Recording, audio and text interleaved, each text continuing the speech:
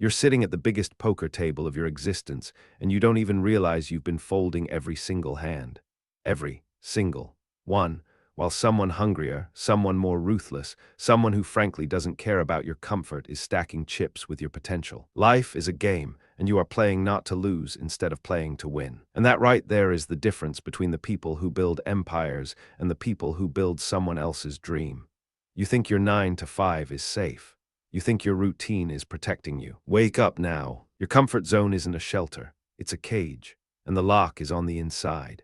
In the next few minutes, I'm going to show you exactly why betting on yourself is the only move that pays, why the house always wins when you play small, and why the people who go all in on themselves end up with everything while everyone else fights over scraps.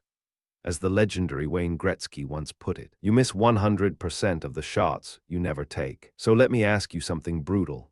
When was the last time you actually took a shot? The rigged table. Here's something nobody told you growing up. The game of life isn't fair. It was never designed to be fair.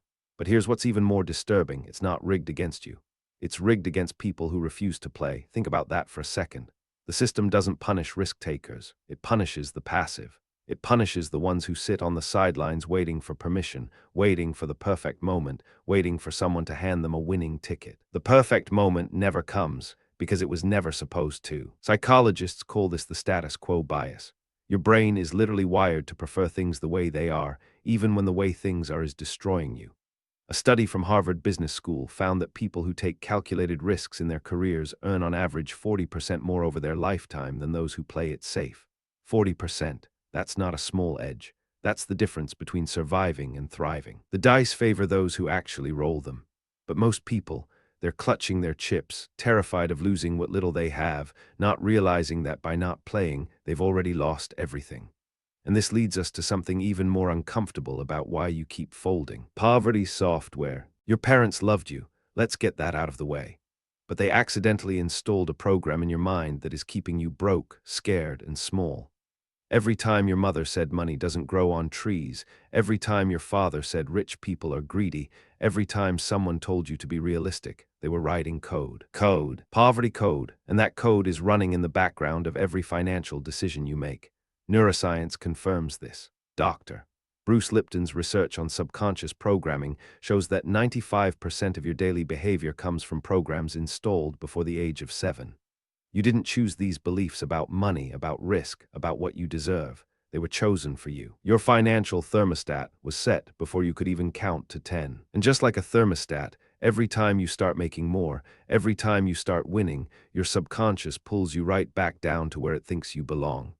If this belief hit close to home, hit like and subscribe to reprogram more of your money blocks. The next one might be the one holding you back the most. As the great philosopher Epictetus warned, it is not things that disturb us, but our judgments about things. Your judgment about money, about risk, about betting on yourself was corrupted at the source. But what if I told you there's a way to rewrite that code entirely? The comfort trap. Let me paint you a picture. Imagine a lion raised in a cage, fed every day at the same time.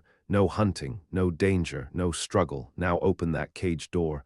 What does the lion do? It stays inside, not because it can't leave, because it forgot it was a lion. You are that lion. That cage is your comfort zone, and it's the most dangerous place you could possibly be. You think comfort means safety, but comfort is just slow decay wearing a pleasant mask. The Japanese have a concept called kaizen, continuous improvement through small, uncomfortable changes. The opposite of kaizen is stagnation. And stagnation in a world that moves at light speed is the same as going backwards. The world doesn't wait for those who aren't ready to move. Every month you spend in your comfort zone, someone out there who started with less than you, with fewer advantages, with more obstacles, is passing you. Not because they're smarter, because they're willing to be uncomfortable. A study published in the Journal of Personality and Social Psychology found that people who regularly step outside their comfort zone report higher life satisfaction, greater resilience, and dramatically more financial success. Discomfort is the currency you pay for a life worth living. And speaking of currency, what comes next explains exactly why most people stay broke even when they work hard. Trading time wrong. Here's the biggest scam nobody talks about. You were taught to trade your time for money, go to school, get a degree, get a job, trade 40 years of your life for a pension that barely covers rent. They called this the American dream. and you believed it. But the wealthy, they don't trade time for money, they trade value for freedom. There's a massive difference. When you work a 9 to 5, you're renting out your life by the hour. When you bet on yourself, you're investing in an asset that appreciates every single day. Warren Buffett said it best. The best investment you can ever make is in yourself. And he's worth over $100 billion. Think he's wrong. The data backs him up. According to the Bureau of Labor Statistics, self-employed individuals who survived their first 5 years earned on average 2.3 times more than their salaried counterparts. Time plus vision equals wealth, but only if you stop selling your hours to fund someone else's vision. Your time, your rules. The question isn't whether you can afford to bet on yourself. The question is whether you can afford not to.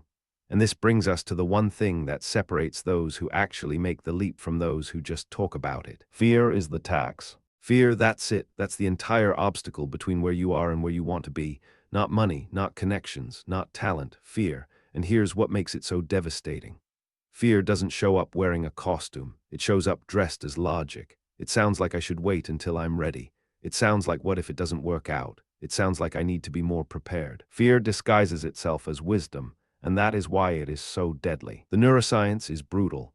When you contemplate a big risk, your amygdala fires the exact same signals as if you were being chased by a predator. Your brain cannot tell the difference between starting a business and being attacked by a tiger. So it does what it's designed to do. It freezes you. Frozen. But here's the paradox. The people you admire, the ones who built something extraordinary, they weren't fearless. They were terrified. The difference is they moved anyway. As Nelson Mandela once reflected, I learned that courage was not the absence of fear, but the triumph over it. Fear is the tax you pay for growth, and the only people who never pay it are the ones who never grow. But wait, because what comes next changes everything about how you see failure. Failure is data. You've been lied to about failure your entire life. You were told failure is the opposite of success, that it means you weren't good enough, that it's something to avoid at all costs. Failure equals data. Every single successful person on this planet failed repeatedly before they won. Thomas Edison failed 10,000 times before creating the light bulb. He didn't call them failures. He called them 10,000 ways that didn't work, and each one brought him closer. Stanford professor Carol Dweck's research on growth mindset revealed something extraordinary. People who view failure as information rather than identity are 6 times more likely to achieve their goals. 6 times. The only real failure is the decision to never try at all. Think about your own life. How many times did you quit something not because it was impossible, but because it felt bad to fail? How many dreams did you bury because the first attempt didn't work? You buried your potential in a graveyard of abandoned attempts. The wealthy understand something fundamental. Every failure is a tuition payment at the University of Success. The more you pay, the more you learn, and the more you learn, the more inevitable your success becomes. As the legendary Samuel Beckett wrote, "Ever tried, ever failed. No matter, try again, fail better." Now here's where it gets really interesting. Because knowing failure is data is one thing. What you do with that data is something else entirely. The hunger edge. Let me tell you something uncomfortable. Right now, somewhere in the world, someone with half your talent and twice your hunger is building the life you keep dreaming about. They're not waiting for Monday. They're not waiting for January 1st. They're not waiting for motivation. They're just doing it. Hunger. Hunger is the most underrated currency in the game of life. Not education, not intelligence, not even connections. Raw, relentless, unshakable hunger. Research from Angela Duckworth at the University of Pennsylvania proved that grit, which is essentially sustained hunger over time, is the single greatest predictor of success. Greater than IQ, greater than talent, greater than privilege. Passion plus persistence equals victory, but hunger isn't something you can fake. It comes from a place deep inside where you've decided that the life you're living is no longer acceptable, where the pain of staying the same becomes greater than the pain of change. When your desire to change exceeds your desire to stay comfortable, you become unstoppable. As the Stoic Emperor Marcus Aurelius wrote in his private journal, "The impediment to action advances action. What stands in the way becomes the way." But hunger alone isn't enough. You need to know exactly where to channel it, and that's what most people get catastrophically wrong. All-in strategy. Going all in doesn't mean being reckless, and this is where most people misunderstand what it means to bet on yourself. They think it means quitting your job tomorrow, emptying your savings, and hoping for the best. That's not betting, that's gambling. and there's a massive difference. Strategy, not stupidity. Real betting on yourself means calculated risk. It means studying the table before you play. It means knowing your hand, knowing your odds, and then having the courage to push your chips forward when the moment is right. Jeff Bezos used what he calls the regret minimization framework before leaving his Wall Street job to start Amazon.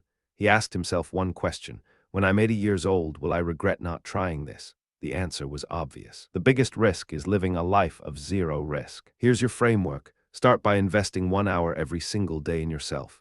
Reading, learning, building, 1 hour. That's 4% of your day. If you can't invest 4% of your day in your own future, you've already told the universe exactly how serious you are about changing your life. 1 hour daily on your craft. 2, save 6 months of expenses. 3, test your idea while employed. 4, scale only when results confirm. This isn't wishful thinking. This is how empires are built, one strategic move at a time. And speaking of strategic moves, there's one invisible force that either multiplies everything you do or destroys it completely. Your inner circle. You are the average of the 5 people you spend the most time with. Jim Rohn said that decades ago, and modern neuroscience has proven him spectacularly right. Mirror neurons in your brain literally copy the behavior, beliefs, and financial habits of the people around you, without your permission, without your awareness. Your environment is programming you right now, and you can't even feel it. If your 5 closest friends are broke, comfortable, and risk-averse, your brain is absorbing that programming every single day. It doesn't matter how many motivational videos you watch. It doesn't matter how many books you read. If you go home to an environment that celebrates mediocrity, mediocrity is what you'll produce. Your network is not just your net worth, it is your entire operating system. A groundbreaking study from Nicholas Christakis at Yale found that behaviors spread through social networks like contagions. Obesity, smoking, happiness, and yes, financial habits. If your friend becomes wealthy, your chances of becoming wealthy increase by 15%. If your friend becomes broke, your chances of financial struggle increase by the same margin. Choose your circle wisely. This doesn't mean abandoning people you love. It means deliberately adding people to your life who are playing at a higher level. As the ancient proverb reminds us, walk with the wise and become wise, for a companion of fools suffers harm. But there's one final piece to this puzzle, and it might be the most important thing you hear today. Bet it all now. Here's the brutal truth nobody wants to hear. There is no tomorrow, not in the way you think. The version of you that's going to start next week, next month, next year doesn't exist. It's a fantasy your brain created to keep you comfortable today. Now, every moment you delay is a moment someone else is advancing. Every excuse you make is a brick in someone else's empire. You are either building your dream or you are building someone else's. There is no middle ground. Focus plus fire equals royalty in the game of life. The philosopher Seneca wrote 2,000 years ago, and his words cut deeper now than ever. It is not that we have a short time to live, but that we waste a great deal of it. You're not running out of money. You're not running out of ideas. You're running out of time. And time is the one currency you can never earn back. The graveyard is the richest place on earth, full of dreams that were never pursued. So right now, in this moment, you have a choice. Keep sitting at the table, folding every hand, watching others stack their chips with the potential that could have been yours. Or push everything to the center, look life dead in the eyes, and say, I'm all in. All in right now. The table is set. The cards are dealt. The only question left is whether you have the guts to play. Life doesn't reward the cautious. It never has.